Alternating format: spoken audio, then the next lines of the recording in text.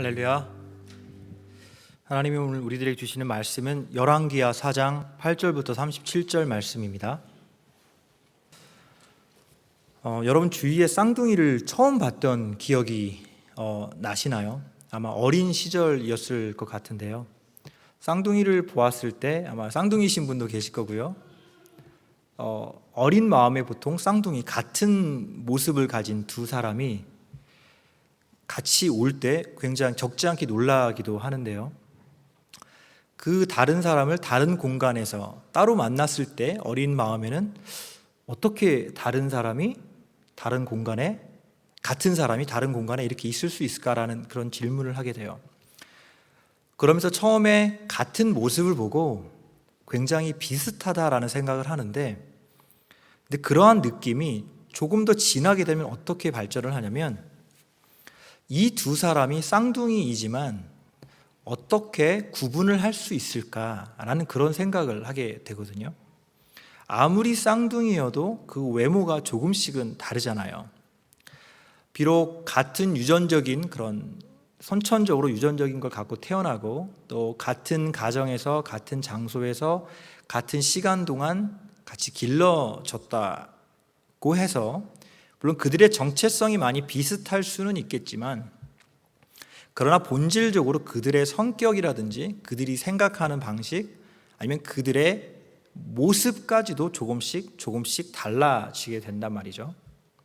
그러니까 우리가 쌍둥이를 볼 때 조금 더 가까우면 가까울수록 쌍둥이의 비슷한 점보다 쌍둥이의 다른 점을 보게 되고요. 쌍둥이의 다른 점을 본다는 것 자체는 우리가 그 사람과의 관계가 어느 정도 깊다라는 걸 의미할 수가 있어요.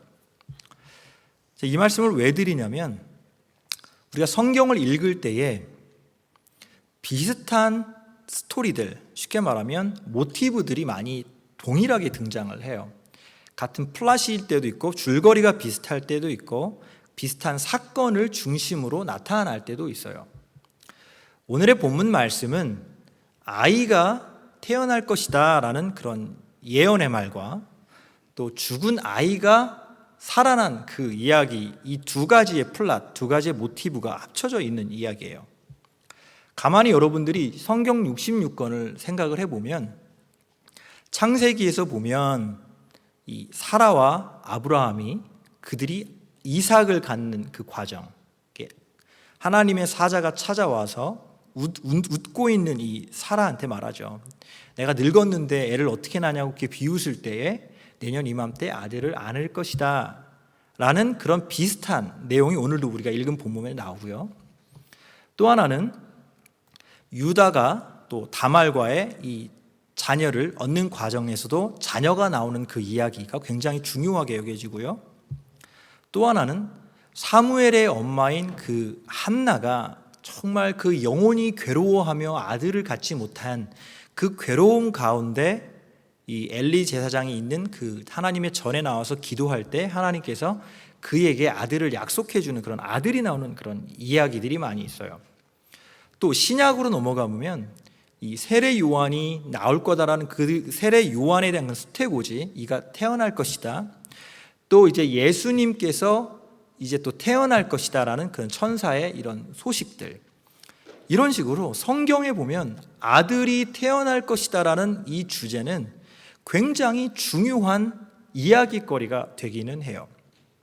또 마찬가지로 죽은 아이가 살아나는 이야기를 또 한번 우리가 살펴보자면, 엘리사를 우리는 읽었잖아요. 엘리사 바로 이전에 엘리야가 있었잖아요. 이 엘리사도 역시 과부의 아들을 살려내는 그런 이야기가 있잖아요. 그 과부의 아이를 살려내는 그 이야기, 또 이 엘리사가 이 수넴 여인의 아들을 살려내는 이야기가 나오고요.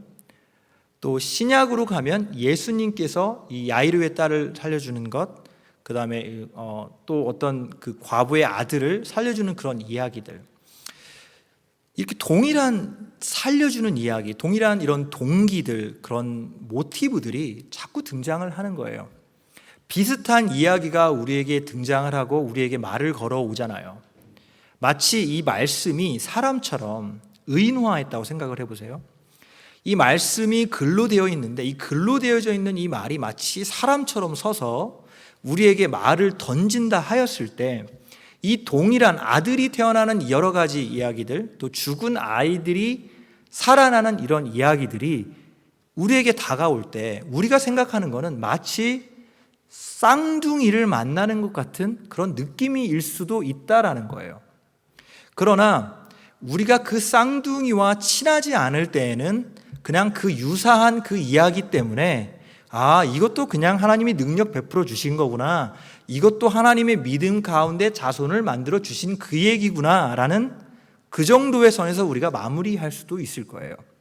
사람을 죽은 자가 살아났을 때에도 마찬가지로 하나님께서는 능력 있는 자를 보내주셔서 그 능력 있는 자를 통하여 믿음이 있는 자가 그를 만났을 때 하나님의 능력을 체험하게 된다라는 기본적인 이런 스토리라인, 기본적인 이런 교훈을 우리는 받아들이고, 과거에도 이런 사람이 있었고 또 더 현재와 가끔 과거에도 이런 게 있었고 구약과 신약에도 이런 이야기들이 있었다라는 이야기를 우리가 하게 되고, 그 말씀을 그냥 비슷한 쌍둥이처럼 여길 때가 많다는 거예요.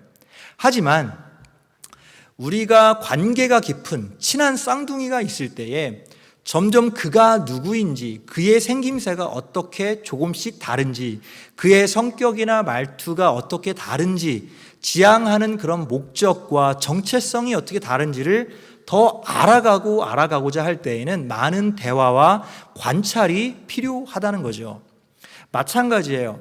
오늘 우리가 말씀을 통하여 본 이 말씀, 이 아들이 태어나고 또 죽은 아들이 다시 살아나는 이 기본적인 성경에서 많이 등장하는 이 모티브의 이야기도 우리가 흔히 볼 때에는 그냥 유사한 얘기구나라고 하면서 놓치고 그냥 넘어갈 때가 많다라는 거예요. 이 말씀은 우리가 생각하는 것과는 조금 다른 시각으로 말씀을 볼 수 있게끔 해주는데 도움을 준다라는 말씀을 먼저 드리고 싶습니다. 먼저 엘리사를 우리가 한번 생각을 해볼게요. 엘리사라는 선지자는 여러분 어떨까요? 과연 어떤 사람일까요? 우리들이 생각할 때 엘리야를 따라다녔던 선지자, 정말 성격이 불같아서 자기를 놀린 젊은 아이들을 그냥 죽게 만든 그런 핫템포의 그런 사나이, 또 욕심 많게 자기의 스승인 엘리야보다 갑절이나 많은 그런 영적인 능력을 제게 주시옵소서라고 그라고 부르는 그런 나름대로의 영적인 욕심쟁이, 이렇게 표현할 수가 있는데요. 좀 더 올바른 표현을 위해서 이 엘리사가 엘리야를 따라다닌 것은 맞아요. 그의 성격이 화끈한 것도 많고 분명하게 자기가 결정한 것에 대하여 온전히 결정을 지킬 수 있는 그런 하나님 앞에 약속을 지키는 사람이기도 해요. 하나님 앞에 엘리야를 통하여 엘리사가 부름을 받았을 때 그 스스로가 농사를 짓고 있었거든요. 그 농사를 지을 때 자기가 사용하던 그 황소 2마리를 그 자리에서 잡아먹어버리고 자기가 끌던 그 쟁기를 불태워버리고 그리고 엘리야를 따라가요. 그만큼 내가 조금의 미련도 내 과거에 두지 않겠다라는 그런 정도의 확고한 의지를 가지고 하나님의 길을 가려고 하는 사람이에요. 또한 엘리야를 따라다니면서 엘리야는 그 당시에는 어떤 게 있었냐면 어떤 선지자들이 있을 때 그 선지자들을 따라다니는 추종자들이 있었어요. 나름대로의 학생들인 거예요. 그 학생들, 그 선지자를 따라다니는 많은 무리들이 있었는데 그 무리들이 이 엘리야를 동일하게 따라다녔고 엘리사도 아마 그 중 하나였을 거예요. 그래서 그 의미적으로 볼 때 엘리사가 엘리야를 향하여 선생님 엘리야, 당신이 가지고 있는 그 성령께 사용하시는 그 역사하시는 능력을, 그 영적 영감을 제게 2배를 주십시오라는 그런 간청은 엘리야가 가진 것에 2배를 달라는 그 의미가 아니에요. 엘리야가 가진 그 능력을 마치 돈을 가지고 있는 아버지가 자식들에게 무엇인가를 상속할 때 장자는 그렇지 않은 다른 자식들이 받는 상속의 그 재산의 분할 그 양 중에 2배를 받게 되는 거예요.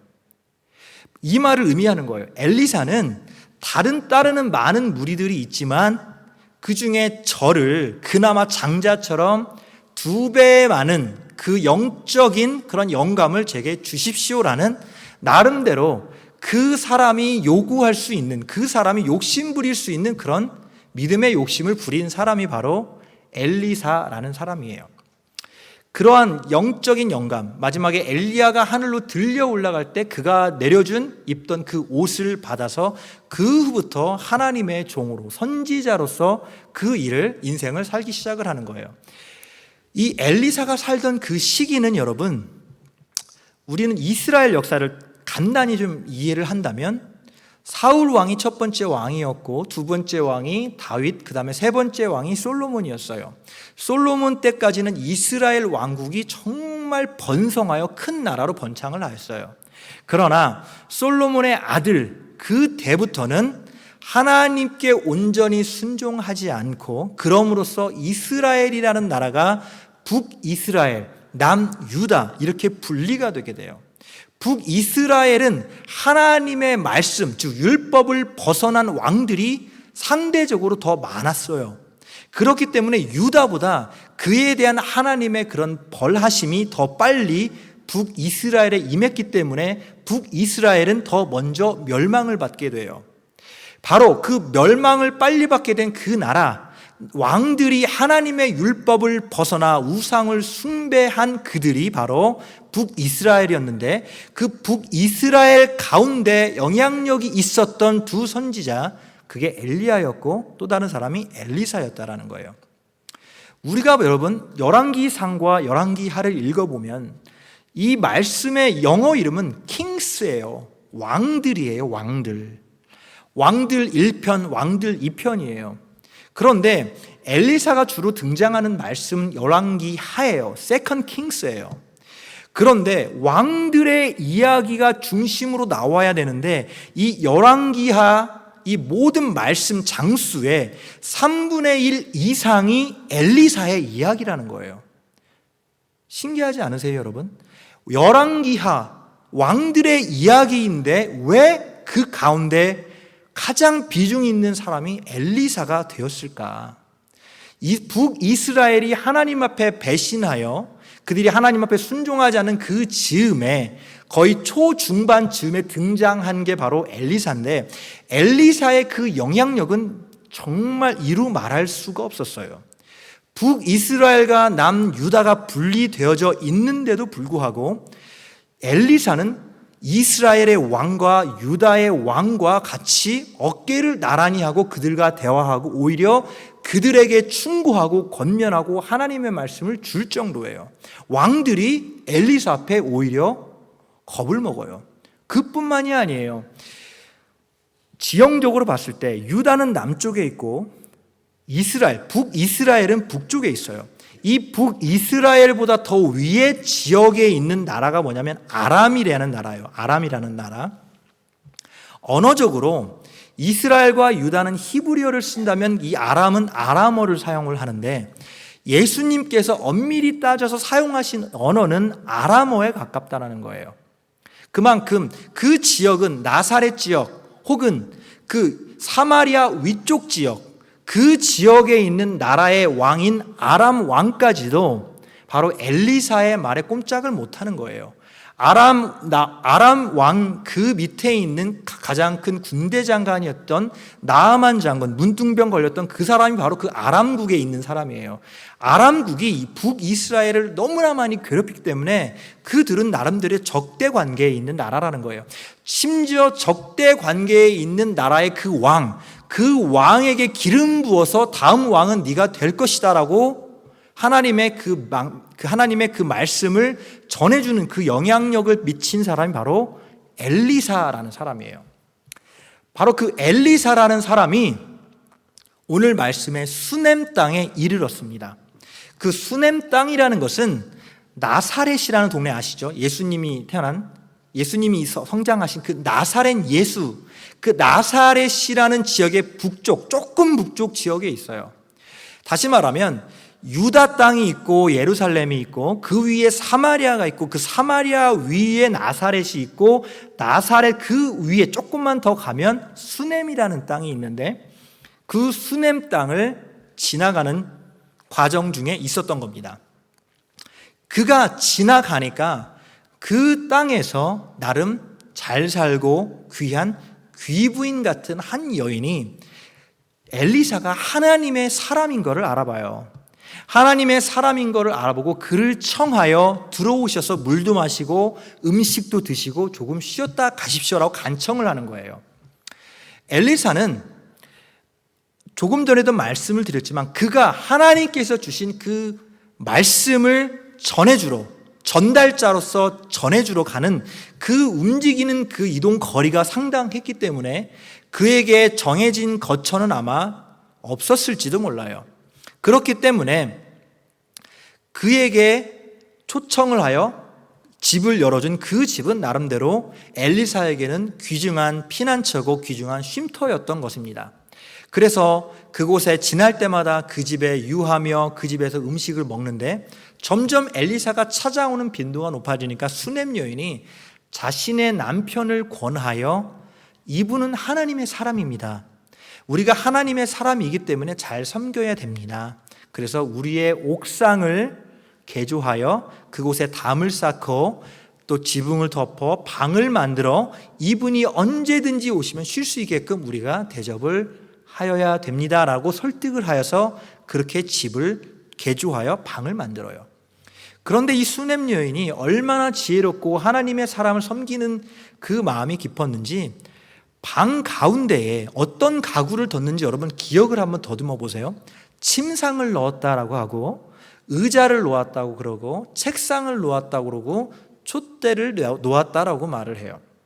이건 여러분 단순히 사람의 편의를 위한 그런 시설이 아닌 거예요. 침상을 놓았다라는 것은 마치 하나님의 단, 번제단처럼 무엇인가를 올려놓을 수 있는 공간을 상징하고 또 그 테이블은 하나님께 올리는 그 향초대를 올려놓고 또 하나님 제사장들이 제사 외에 매 주마다 하나님께 드리는 그 음식인 진설병을 올려놓는 그 테이블을 의미하는 거예요. 또한 거기에 놓여있는 그 의자라는 것은 하나님이 그 보좌에 앉아있는 그 모습처럼 그 의자를 놓음으로써 그 공간은 단순한 다락방이 아니요 단순한 방이 아니라 하나님의 종이 그곳에 와서 온전히 쉼을 얻고 온전히 하나님 앞에 교통할 수 있는 귀중한 공간이 되기를 바라는 마음에 그러한 공간을 만들어주는 거예요. 엘리사의 마음에는 그 여인의 그러한 행동 하나하나가 굉장히 고마울 수밖에 없습니다. 그 여인의 행동이 너무나 기특할 수밖에 없어요. 그래서 엘리사는 자기의 종 게하시를 통하여 그 여인을 불러와라 이렇게 명령을 하는 거예요. 그래서 그 여인이 그 방에 불려왔어요. 그런데 재미있는 건 엘리사가 대화를 하는 방식이에요.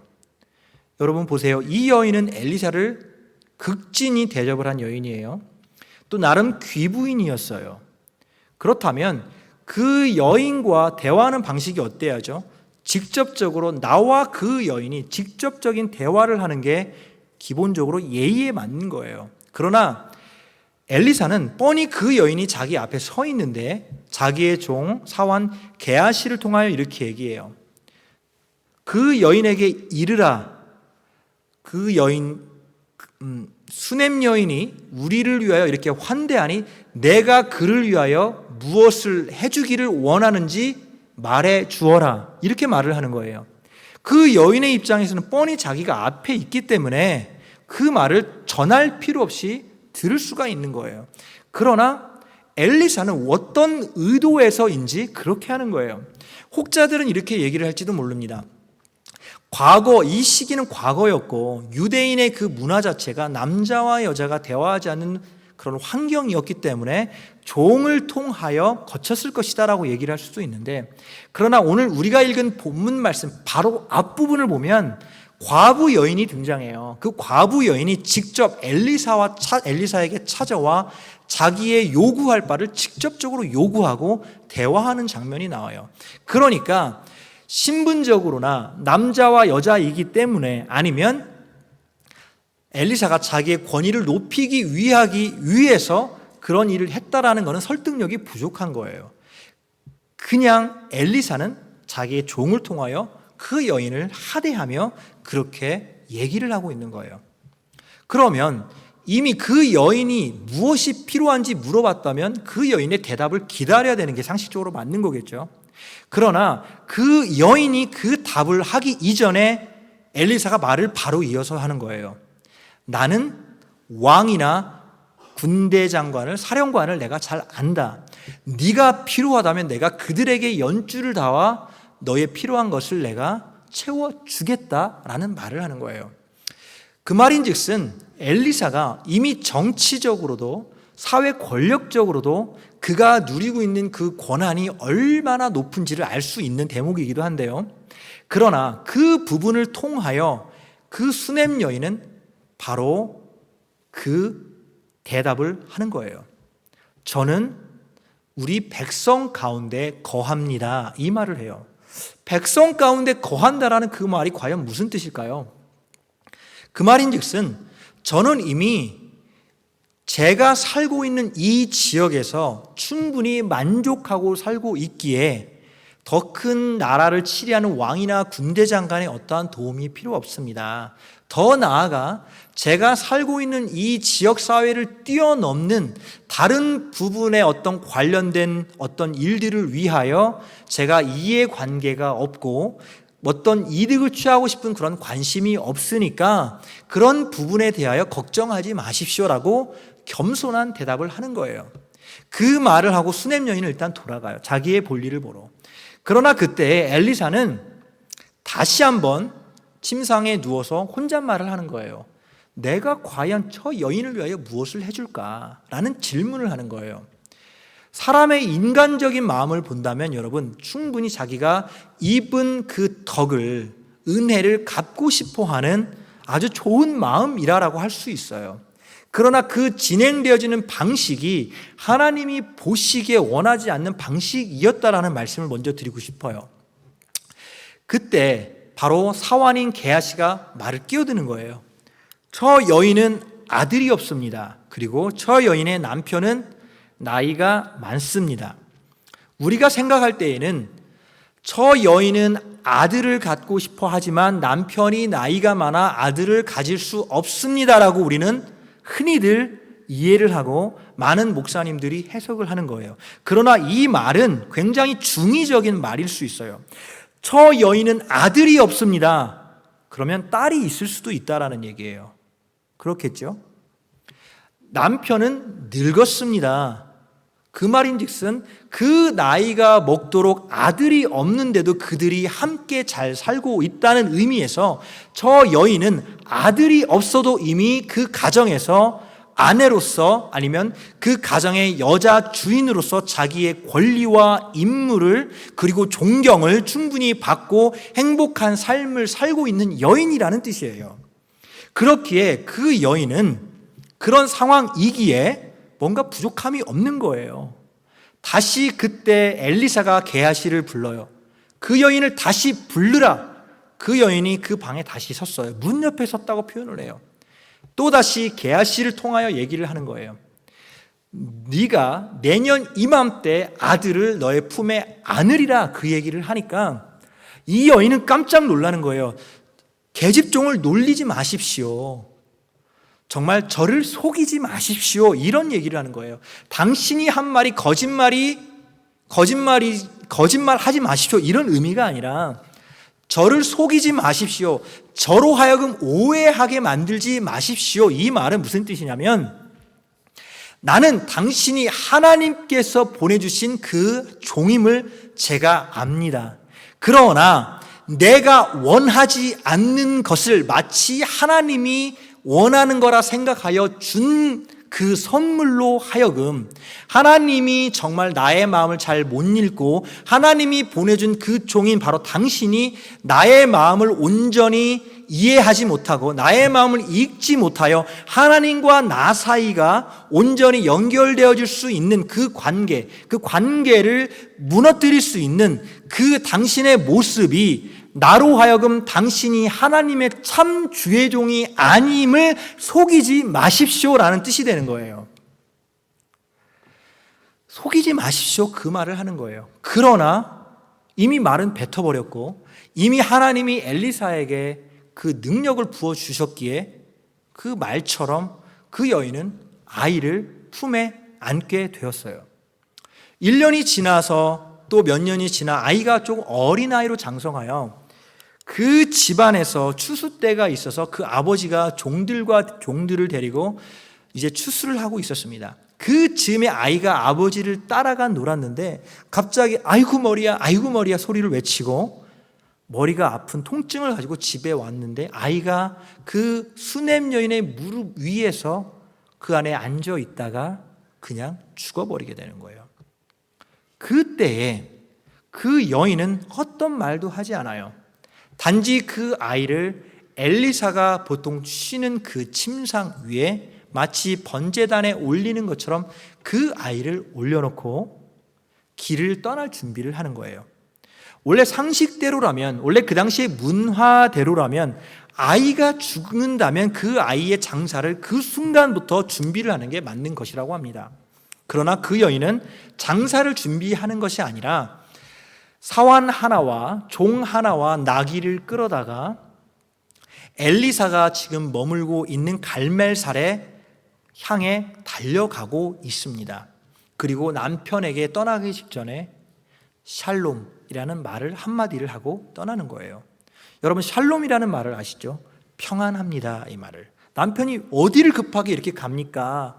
6월절 아니 지금 안식일도 아니고 그리고 이 달의 첫날도 아닌데 어디를 갑니까? 물어보니까 그 말에 대해 급박한 모습이 있을 텐데도 그 여인은 샬롬이라는 말을 하고 그리고 갈멜산으로 가는 거예요. 수넴 땅에서 갈멜산은 약 15마일 정도의 거리인데요.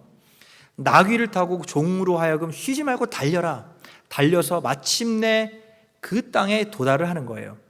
그런데 엘리사가 보기에 멀리에서 수넴 여인과 비슷한 여인이 달려옴을 보고 무엇인가 마음이 찜찜한 거예요. 하나님이 저 여인에 대하여 어떤 사실을 내게 감추셨도다. 저 여인이 왜 내게 왔는지 나는 알 길이 없도다라고 말하며 그 사환 게하시를 불러 너는 그녀에게 찾아가 너의 남편이 평안하냐 묻고 내 여인이 평안하냐 묻고 아이가 평안하냐라고 물어보아라 라고 하는 거예요. 엘리사가 이번에 또 직접 무엇인가 궁금하고 문제가 있는 것도 아는데도 불구하고 자기 스스로가 직접 가지 않고 자기의 종을 보내는 거예요. 그 종이 그녀에게 달려가 너의 가정이 평안하냐, 너 자신이 평안하냐, 너의 남편이 평안하냐, 너의 아이가 평안하냐, 그 질문을 하는 거예요. 그러자 그 여인은 그 게하시를 향하여 건성으로 평안하나이다 말을 하며 그를 지나쳐 다름질하여 엘리사의 발밑에 무릎을 꿇는 거예요. 게하시는 그 모습을 보고 자기를 거치지 않고 자기의 선생님에게 다가간 그 여인에게 굉장히 모욕적인 느낌을 받고 그 여인을 제지하려 하는 거예요. 그러나 그 여인이 그때에 엘리사의 발에 부여잡고 굉장히 괴로워하며 그의 영혼이 애통하며 엘리사의 발을 잡았다라고 표현을 하고 있어요. 이 말은 또 어디에서 나오는 말이냐면 사무엘의 어머니 그 한나가 하나님의 전에 나와 아들이 없어 괴로워하여 고통받았을 때 그 영혼이 괴로워하여 하나님 앞에 기도했다라는 그 말처럼 그 영혼이 괴로워하여 엘리사의 그 발목을 잡고 애원하는 거예요. 그때 엘리사는 깨달아요. 아이가 죽었구나. 그리고 그 여인이 원하는 것이 무엇인지를 물어보지 않아요. 또 자기 마음대로 그 여인의 의견과 그 마음을 받아들이지 않고 자기 마음대로 게하시를 불러 자기의 지팡이를 주고 너는 달려가 그 아이가 놓여 있는 곳에 가서 이 지팡이를 그 아이의 얼굴에 올려놓아라. 자기의 그 능력을 의지하여 그렇게 명령을 해요. 그러나 그 말을 할 때 수넴 여인이 이제는 참다 못해 엘리사에게 말을 하는 겁니다. 하나님이 살아계시는 한, 또 당신의 영혼이 살아있는 한, 내가 하나님 앞에 맹세하노니 당신이 나와 직접 가지 않고는 내가 한 발짝도 움직이지 않겠습니다 라는 얘기를 하는 거예요. 그래서 엘리사가 그와 함께 집으로 향하여 가는 겁니다. 그런데 그 사이에 집에 먼저 달려갔던 게하시가 그 지팡이를 얹어놔도 아이가 살아나지 않자 돌아와 중간에 만나 아이가 살아나지 않습니다 라고 얘기를 합니다. 그때 엘리사가 그 방에 들어가는 거예요. 여러분, 엘리사가 그 방에 들어가서 가장 먼저 한 것이 무엇인 줄 아시나요? 그는 그 순간 무릎을 꿇었습니다. 그 순간 기도를 하였습니다. 우리가 오늘 읽은 본문 말씀은 굉장히 긴 본문 말씀이에요. 엘리사가 하나님 앞에 무릎을 꿇고 기도한 장면이 있었나요? 없었습니다. 엘리사가 여호와가 이르시되 너 선지자 누구는 이렇게 전하라, 나 여호와가 이르노라 라는 이런 말들이 있었나요? 없었다라는 거예요. 이 말은 무슨 말이냐면 엘리사가 없던 아이가 태어나게 한 그 능력을 베푼 것, 이게 중요한 게 아니라 엘리사가 결국 그 아이를 살려내는 것, 그게 중요한 게 아니라 엘리사는 하나님이 물론 그에게 능력을 주었지만 그 받은 그 능력을 자기 것인 것 마냥, 마치 자기 거인 것 마냥 그 능력을 사용했다라는 거예요. 하나님으로부터 허락을 받은 능력이 아니라 사람들이 하나님께 애원하여 그들의 소원을 아뢰어 그 소원이 들어주게끔 그 하나님의 메시지를 전해준 게 아니라는 거죠. 아브람과 사라의 경우는 여러분 같은 아이를 낳는 이야기지만 그러나 아브람과 하나님 간에는 언약이 있었어요. 너의 자손이 번성하리라. 하나님께서 주신 그 언약을 이루고자 하는 약속 때문에 사라가 늙고 아브람이 아무리 늙었다 할지라도 그 아이는 하나님의 약속 가운데 태어날 수밖에 없다라는 거예요. 바로 하나님이 그 시작하시는, 하나님께서 그 모든 역사의 시발점인 출발점이 되는 바로 그 원천이 되었다라는 거예요. 한나의 기도도 마찬가지입니다. 한나는 아이가 없어 애통하여 애를 가지지 못함을 굉장히 슬퍼하였어요. 그가 하나님 앞에 간청하여 하나님 저를 불쌍히 여겨달라 하며 그 마음 가운데 기도하였어요. 그 시작점, 바로 사람이 하나님을 향하여 소원하는 바를 아뢰었을 때 그 소원을 하나님이 들어주신 거라는 거죠. 엘리사는 순간 착각을 한 게 있어요. 이 시기는 엘리사가 하나님의 선지자로 쓰임을 받는 거의 초기 단계인데요, 하나님이 이를 사용하여 주어서 이를 높여주었어요. 높여주었기 때문에 그가 왕과 함께 할 수 있었어요. 감히 농사를 짓던 밭고랑을 갈던 그 사람이 어떻게 일개 나라의 왕과 어깨를 나란히 하며 다른 나라의 왕을 기름 부을 수 있겠습니까? 하나님이 그를 세워주셨기에 그가 높임을 받을 수 있었던 그 사실을 이가 망각하고 자기가 받은 바로 그 선지자의 직분, 선지자는 여러분 그 중간에서 하나님과 사람을 연결하는 그 중간 매개자의 역할을 하는 게 그 역할이자 본분이라는 거지요. 바로 수넴 여인이 너무나 고마웠을 때 이 여인에게 필요한 것이 무엇이냐, 수넴 여인에게 물어봤다면 그 여인의 답을 기다렸어야 됩니다. 그러나 그 여인의 답을 기다리지 않고 자기의 종의 대답을 듣고 아이가 있으라 얘기를 합니다. 반대로 그 여인에게 가장 필요한 것이 무엇인지를 하나님께 먼저 물어봤다면 하나님께서 그 여인의 소원을 아시고 그에게 말씀하여 그 여인이 고통받지 아니하고 원하는 소원을 이룰 수 있도록 하나님께서 복을 주셨을 겁니다. 그러나 엘리사는 자기가 할 수 있는 모든 수단이 바닥났음을 그제서야 깨닫는 거예요. 하나님께서 나로 하여금 저 여인의 고통을 감추셨도다. 내가 무언가 잘못한 게 있구나를 깨달은 거예요. 그런데도 그 사실을 알았는데도 지팡이를 줘서 자기의 사환을 보내는 겁니다. 그 사환 게하시는 바로 엘리사 당신과 엘리사 자신과 수넴 여인 사이에 있는 대리자예요. 중간 매개자라는 거예요. 마치 하나님과 엘리사와 사람 간의 관계에서 엘리사가 매개자가 되는 것처럼 그 게하시도 엘리사와 사람 간의 그 매개자가 되는 겁니다. 엘리사가 하나님 앞에 실패한 매개자인 것처럼 그 게하시도 엘리사와 수넴 여인 간의 그 매개자로서 실패한 관계라는 겁니다. 바로 그때에 엘리사가 그 안에 들어갔을 때, 방에 들어갔을 때 아이가 살아나지 않음을 알아요. 하나님 앞에 무릎을 꿇어요. 어떠한 기도를 했다라고는 성경에는 말씀하시지는 않아요. 하지만 그 앞에 무릎을 꿇고 하나님, 아마 회개를 했겠죠. 나 같은 건 미약한 존재입니다. 당신이 나 같은 것 사용하셔서 그렇기 때문에 내가 선지자로 쓰임을 받았는데, 그러나 그러한 사실을 알지 못하고 제가 거만하여졌습니다. 제가 오만하였습니다. 하나님, 그러나 살려주시옵소서라고 겸허히 기도하며 그 아이의 입과 입을 맞추며 눈과 눈을 맞추고 손과 손을 맞추며 몸과 몸을 맞춰 그 아이에게 눕는 거예요. 마치 내가 죽은 자처럼, 죽은 자의 몸과 내가 하나가 된 것처럼, 내가 그만큼 엎드러져 죽은 자처럼 하나님 앞에 죽을 만큼 낮아지고 겸손함을 보여주니까 그 아이가 숨이 돌아와 다시 살아나게 되는 거예요. 여러분은 기적을 원하십니까?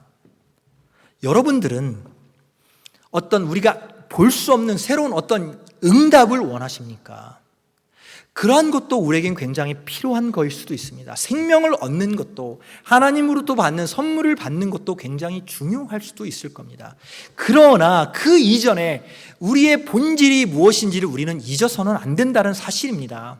우리가 뛰어난 자라 할지라도, 우리가 기도를 많이 하여 능력이 많은 자라 할지라도, 아니면 우리가 많이 배워 지식과 지혜가 많은 자라 할지라도, 아니면 내가 성격이 좋아 많은 친구들이 많은 자라 할지라도, 아니면 내가 정말 지위가 높아 누구보다 높은 자라 할지라도, 그러나 아무리 우리가 높다 한들 우리의 높음이 높다 해도 하나님의 낮음보다는 높을 수가 없는 것처럼, 바로 우리의 본질 자체가 무엇인지를 하나님께서는 먼저 알라라는 얘기를 하고 있는 겁니다. 우리에게 무언가를 해준 사람 너무나 감사하지요. 우리를 도와주는 사람에게 은혜를 갚고 싶은 마음, 굉장히 정직한 마음일 수 있습니다. 그리스도인으로서 때로는 다른 분들이 나를 섬겨주고 나 또한 다른 분들을 섬겨줄 때가 많이 있습니다. 내가 어떤 사람에게 많은 섬김을 받았을 때 그것이 너무나 감사하여 그분을 향하여 동일한 무엇인가를 갚아주고 싶은 마음이 있을 줄 압니다. 하지만 그들을 위하여 갚고 싶은 것이 있다면 우리가 가진 자원과 우리가 가진 지식과 아니면 우리가 가진 어떤 수단을 가지고 그들에게 뭔가를 갚으려 노력하지 마시고, 정말 그 자가 하나님 앞에 원하는 것이 무엇인지 알기를 그와 대화하시고 그와 함께 기도하시고, 그를 위하여 기도할 때 하나님, 이 자가 나를 섬겨줬지만 내가 이 자를 위하여 할 수 있는 게 없고 이 자가 필요한지 나는 알 길이 없사오니 하나님께서 이 자에게 복을 내려주시고 하나님께서 이 자를 책임져 주십시오라고 말하는 것이 어떻게 보면 하나님 앞에 정직한 우리가 믿음 생활을 하는 자세일지도 모르겠다는 생각을 해봅니다. 목회 상담을 하시는 그 학문 중에 그 분야 중에 어떤 게 있냐면 Compassionate Communication이라는 분야가 있어요. 공감의 대화라는 그 분야가 있어요. 이 분야는 뭐냐면, 우리가 대화를 할 때 우리가 전하는 이 말만 이해하는 것이 아니라 대화 가운데 상대방이 표출하는 그런 감정, 그 감정까지 읽으라는 얘기입니다. 그 사람이 분노를 하였는지, 화가 났는지, 아니면 좌절 가운데 있는지, 낙담되었는지, 이러한 감정의 각각의 모습들을 이해하여 그가 왜 그러한 감정을 느낄 수밖에 없었는지, 그 심리적인 내면의 그 깊숙한 부분을 계속 파고 들어가라는 얘기입니다. 그 중심에는 계속 묻는 것이 필요해요. 계속 대화하는 게 필요해요. 가장 기본적인 겁니다. 대화가 있지 않고서는 상대방이 원하는 그 무엇을 알 길이 전혀 없다라는 겁니다. 우리가 교회가 되어 하나로 모였을 때 한 번 모여 같이 예배를 드려 한 공간에 모이고, 그러나 예배가 끝나면 다시 돌아가 다른 옆에 앉은 사람이 누군지도 모르는, 그게 바로 오늘날의 교회들, 큰 교회들의 모습일지도 몰라요. 익명성 가운데 숨어 내가 오직 예배자와 예배 인도자와 혹은 설교자와 듣는 내가 1대1이 되고, 그리고 그 말씀 통하여 나와 하나님과의 연결되는 그 부분은 많이 중요하게 생각하지만, 그러나 그 말씀을 듣는 자가 나가 아니라 우리라라는 생각 가운데서는 말씀을 많이 들을 때가 적다라는 거죠. 그런 마음이 적기에 우리와 함께한 그 사람들의 감정의 표출이나 그들의 애환과 고통을 우리는 잊지 않으려고 합니다. 그들에게 우리가 온전히 마음을 알려고 하지 않습니다. 그렇기에 때로는 우리가 그들과 어떤 일들이 연관되고 그들로부터 은혜를 받았을 때 우리가 가진 수단으로 그냥 빚을 갚는다라는 것, 그런 마음으로 그냥 내가 이걸 받았으니 이렇게 줘야 되겠다라는 그냥 마음밖에 안 되는 거예요. 그리고 우리는 그걸 두고 이렇게 말할지도 모릅니다. 나는 사랑을 전하였다. 나는 충분히 하나님 앞에 갚았다. 라는 말을 할지도 모릅니다. 그러나 진정으로 여러분, 엘리사조차도 하나님께서 선택한 그 선지자, 열왕기하의 3분의 1 이상을 차지하는 그 유명하고 가장 높임을 받았던 그 선지자조차도 하나님께서 원하시는 그 본질적인 마음을 잊으니까 아이를 주고 그 아이를 데려가는 그 고통 가운데 이 여인을 빠뜨려뜨리고 이 여인을 구렁텅이 속에 넣어 괴롭게 만들었다는 겁니다. 여러분, 과연 오늘 본문의 말씀에서 아이를 만들어주고 또 아이를 살린 그 엘리사의 믿음이 여러분 더 크다고 생각하십니까? 아니면 그 하나님의 종을 정말 하나님처럼 섬기려 했던 그 순수한 마음의 이 수넴 여인의 믿음이 더 크다고 생각하십니까? 우리가 보여주는 겉으로 보려는 화려함, 우리가 보여주는 겉으로 나타나는 이런 가시적인 것들 때문에, 그것을 보여주었기 때문에, 우리가 이룬 성취 때문에, 우리가 계량하고 측량할 수 있는 어떤 계산된 그런 양 때문에 우리가 어떤 사람의 가치를 측량한다면 때로는 하나님이 중요하게 여기는 그 중심을 잃어버릴 때도 많이 있다라는 것입니다. 사울 왕은 하나님 앞에 나름대로 열심히 하려 하였습니다. 하나님 보시기에 가장 좋은 재물을 가져다가 하나님께 제사를 드리고자 하였습니다. 그렇지만 하나님께서는 나는 네가 주는 그 윤택하며 살찐 그 송아지보다도 네가 내 말을 지키는 것, 그것이 나는 더 기분이 좋겠다라는 말을 사무엘을 통하여 전해주었던 것입니다. 하나님의 말씀을 여러분 겸허하게 받아들이며 내가 누구인지를 버려버리고 오직 나나 누구나 하나님 앞에 동일하게 같은 사람임을, 하나님 앞에 부족한 사람임을 우리가 깨닫고, 엘리사가 마지막 순간에는 자기의 과오를 깨닫고 하나님 앞에 회개하며 죽은 자처럼 엎드려진 것처럼 우리도 그러한 믿음을 본받으며 우리 또한 수넴 여인처럼 어떠한 상처를 받아도 그의 상처받지 아니하고 끝까지 하나님께 선택받은 종을 통하여 하나님께 나아가려고 하는 그러한 믿음이, 동시적인 이 믿음이 우리에게 끝까지 있었으면 좋겠습니다. 기도하시겠습니다. 사랑의 하나님, 감사합니다. 우리가 때로는 우리의 가진 것이 많아, 때로는 내가 누구다라는 생각 때문에 겸손함을 잃어버릴 때가 많습니다. 하나님, 겸손함을 잃는 것도 아니라 우리가 겸손함 자체를 내던져 버릴 때가 많이 있습니다. 하나님 겸손하여지기를 원합니다. 하나님께 낮아짐으로 무릎 꿇기를 원합니다.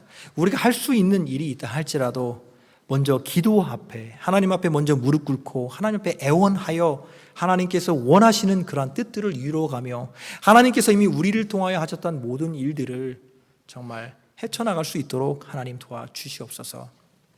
하나님, 정말 오늘 우리가 하나님 앞에 결심하기 원합니다. 낮아지며 무릎 꿇으며 죽기까지 순종하겠다라는 하나님께 약속하기 원하오니 하나님께서 우리의 기도를 들어 주시옵소서. 살아계신 예수 그리스도의 이름으로 기도드립니다.